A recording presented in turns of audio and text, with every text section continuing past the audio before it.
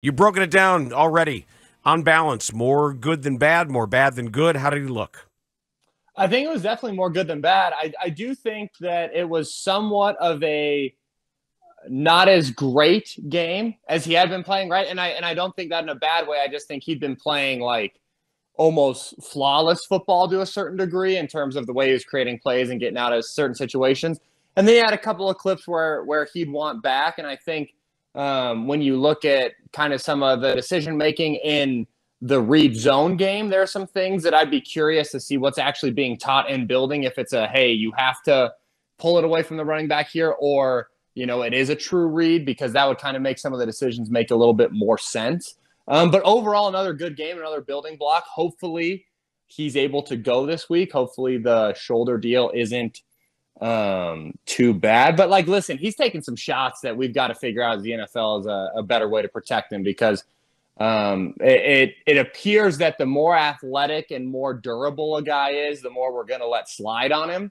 And that just shouldn't be the case when we're trying to protect quarterbacks. I'm glad that you brought that up, because Dan and I have been talking about this week, and we're trying to make sure that, look, we're both fans of Justin Fields. We're watching, not exclusively, but we're watching Bears games more closely than we're watching the rest of the NFL.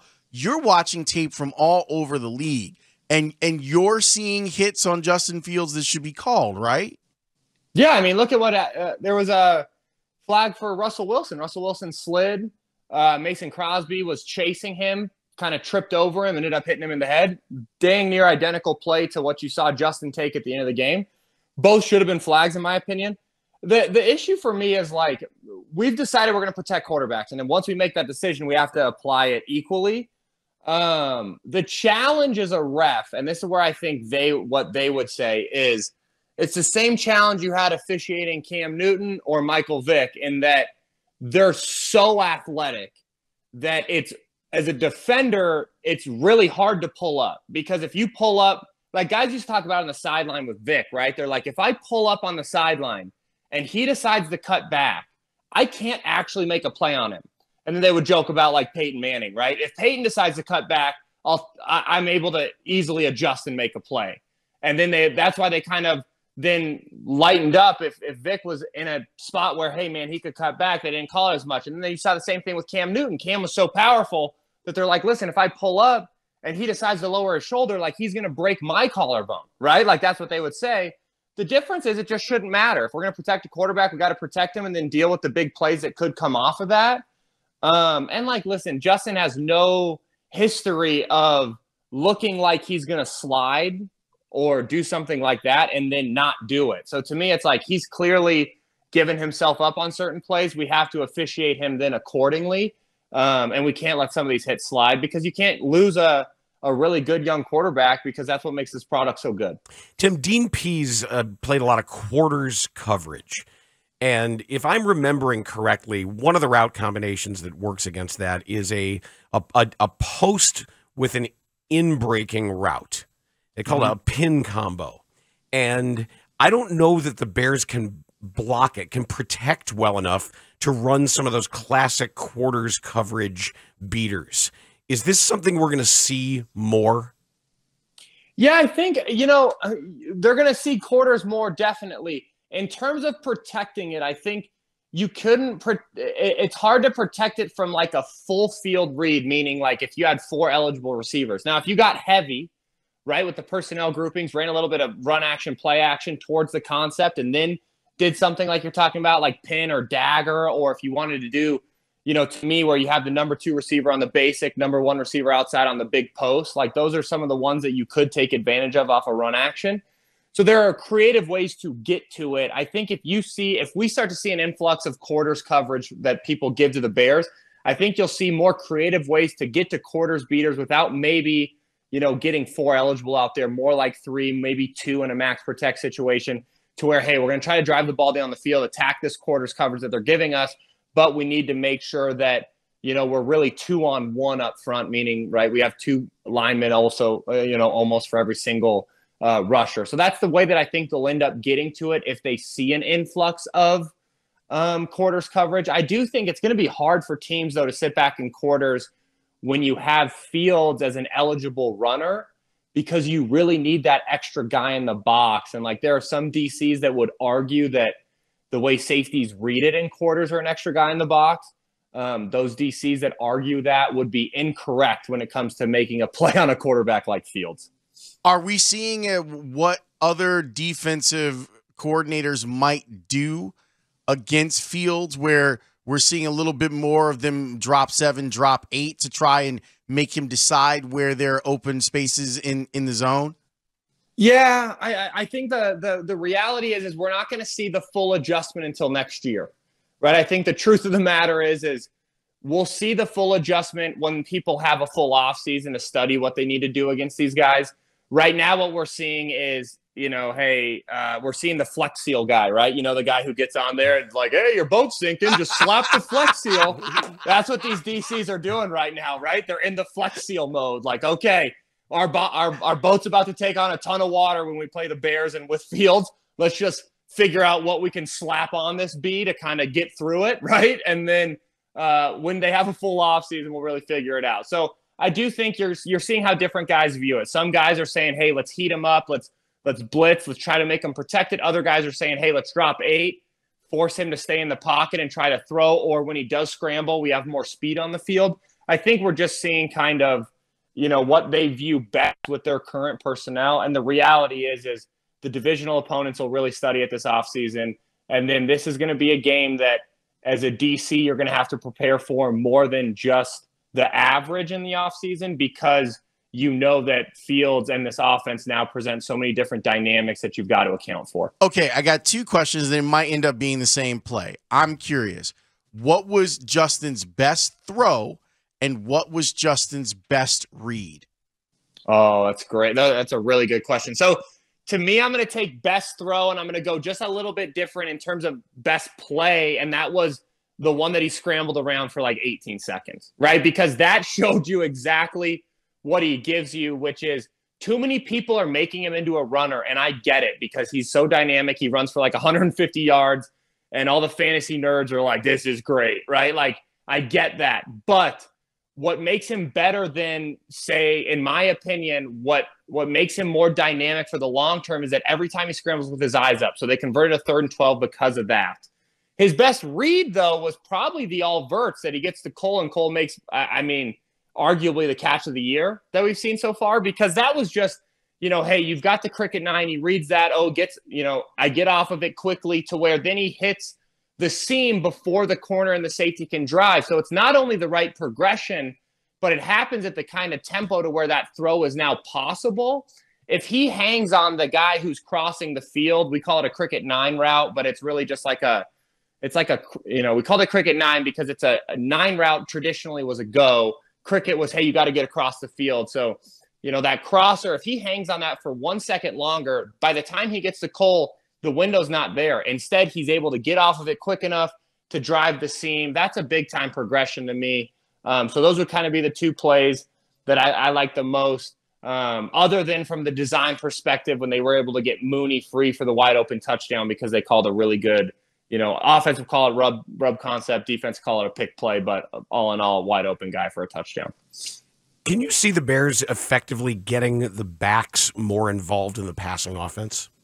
Yeah, I think they will. I think they will as that O-line upgrades. As the line improves, the conversation.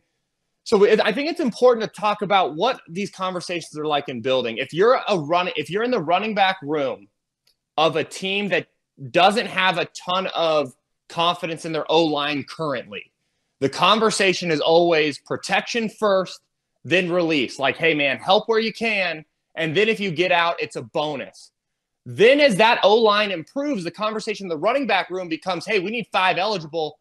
Check pro. If your guy's not coming, then get out of there. We don't need to give help, right? So that's where these conversations in building, when you talk about teams that are really good at getting to their back in pass plays, like we talk about the Saints back in the day.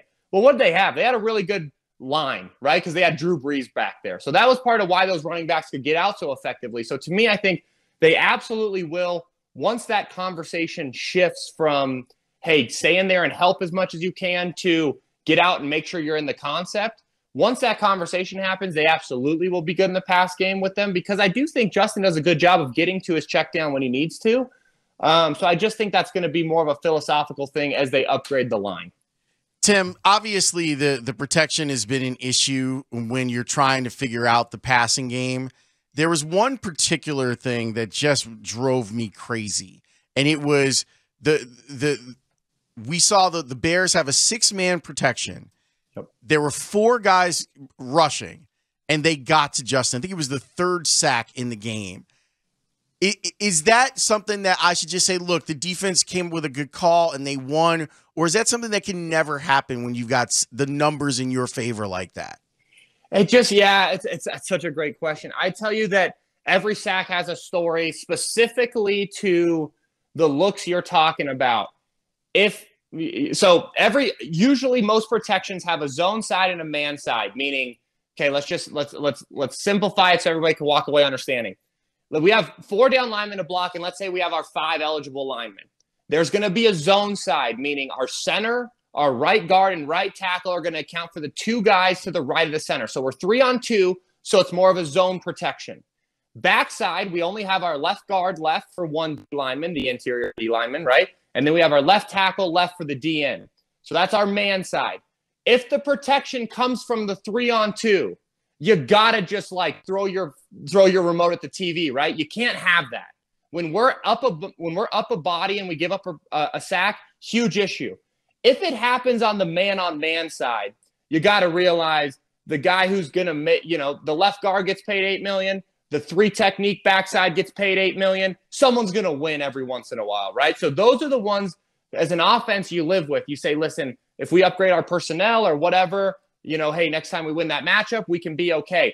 If they're beating us when we're up a whole human being, that's a problem. So I would say every sack has a story, but specifically to the Bears, the ones where they're losing one-on-one matchups to me aren't as big of a deal as the one where it's like, listen, hey, we have 3 people for these 2 and we're still giving up a sack. Like, that's a huge issue. Hey, Tim, while we're on this, from what you've seen so far of this Bears offense, this reconstituted offense after the mini bye before the Patriots game, if you were assessing the relative significance of offensive linemen in what they do and what you think they can do, how would you approach building your ideal line? Yeah, that's a great question.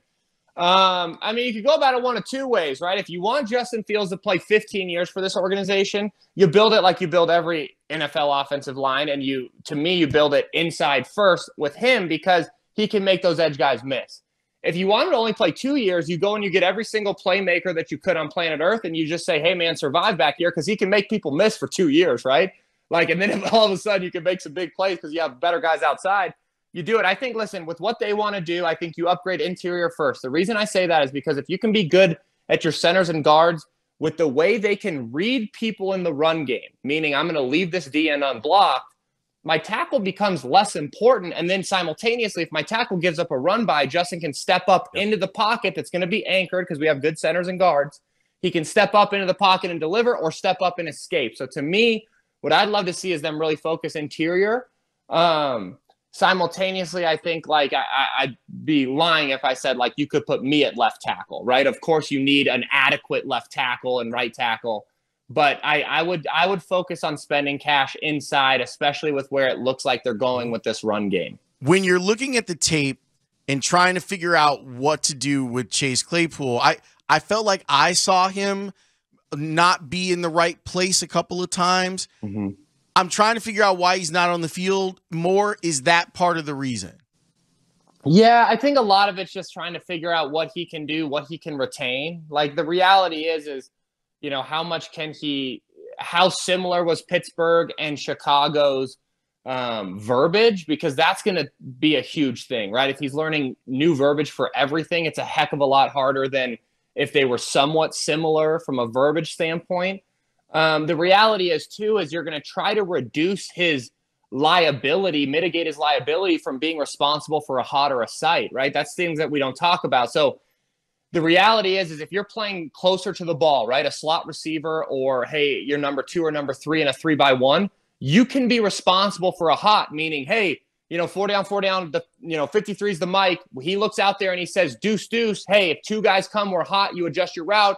If it's just the Sam, you run your normal route. If it's just the Mike, you run your normal route. Okay, Mike went weak. Hey, check. Mike's still 53, but now he's weak, so we're solo, meaning only one. Like, there's so much stuff that goes into it that if you're a new guy, we probably can't play you there right now. Whereas when we have a full offseason installing everything, now we can start to move you around and play you in the slot. So I think the reality is they're trying to mitigate him being responsible for hots. They're probably trying to mitigate him somewhat for sights, although that's a little bit easier, meaning if it's a corner or a safety. So they're probably trying to work around some of those constraints of, okay, where is he not liable for a protection check? And then simultaneously, okay, and now let's pair it with a route that he's good at and verbiage that's common. And that's probably why I'd say his snap production isn't remotely what we'll see it be, obviously, next season. Why was Zach Wilson so bad last week? Yeah, that's a great, I think the reality is anytime someone plays the Patriots, you can somewhat forgive them for being a bad quarterback, right? Because it's like Bill Belichick can catch anybody on a good day. The reality is I think what's snowballing and compounding is they have a really good defense to where a lot of people feel like, man, their quarterback play is costing them games. And then obviously when you stand up there and you throw for 77 yards to say, I didn't let the defense down is tough. Like, listen, you could drop me in there and I'd throw for 77 yards. I probably wouldn't look great doing it. But then I would also be able to stand up there and go, yeah, of course I cost us. You signed me off the street, right? So that would be kind of the difference. You wouldn't have missed that throw to the flat as badly as he did, though. Yeah, I probably wouldn't have. But that's only because all I can throw is quick game now, Lawrence. So that's the only difference. But, I think that's just – it's tough. I think – he's not playing well. He's also not – you got to have one of them, right? You either have to not be playing well and have the locker room or be playing really well and not have the locker room, right, as a quarterback. Unfortunately, it seems like he's in a spot where he doesn't have both. And I think if you're a Chicago fan, you almost look at that and you go, man, how cool is it that we have a kid who, when he was in college, fought to play college football, right? Said, hey, guys, don't take another season away from us. We can do this. And then simultaneously, whatever happened to his shoulder happens, right? And stays in there and battles, right? Like, those are the kind of things that it's like, if you're a Chicago fan, I think it makes you even more excited when you look around the NFL and you go kind of see what else is out there. Hey, Tim, right? it's even better. Yeah. I don't know if you heard, apparently Fields did apologize to his defense for last week. Yeah. And they stopped him. And they were like, no, like, there's no reason for you to apologize to us because look at what you've done. It's such a stark contrast between he and Zach Wilson this week. Like, that to me is crazy. Like, seeing that report from Ian Rappaport that Justin Fields is out here apologizing to the defense. Yeah. I mean, that is wild, especially when you stay in there. Like, there's the whole, I don't want to bring up bad wounds, but there's the whole, everybody remembers Jay Cutler on the bike, right? Like, hey, could you go back in? And I think then when you have a guy who you could really make a strong argument on, let's get him out of there, right? Like, he possibly dislocated his shoulder and we know we're not competitive right now. Maybe let's get him out of there. From like a coaching perspective, you could make that argument. And he's the one who stays in there, grinds it, and then also in the locker room is like, man, I'm sorry. Like, I think that, it's even better. And it's one of the things why if you're going to bet and you see the way he's playing, like, there was a point in time where his play wasn't great last year. And you could sit there and you could just criticize his play. And even if the other things are great, it doesn't matter if your play's not great. Now you can see where, man, I see where his play is going. And, oh, by the way, he has X, Y, Z. Those are when you really have the great ones. And you hope that happens for Justin and that they build around him to where he can really go make a run at this thing.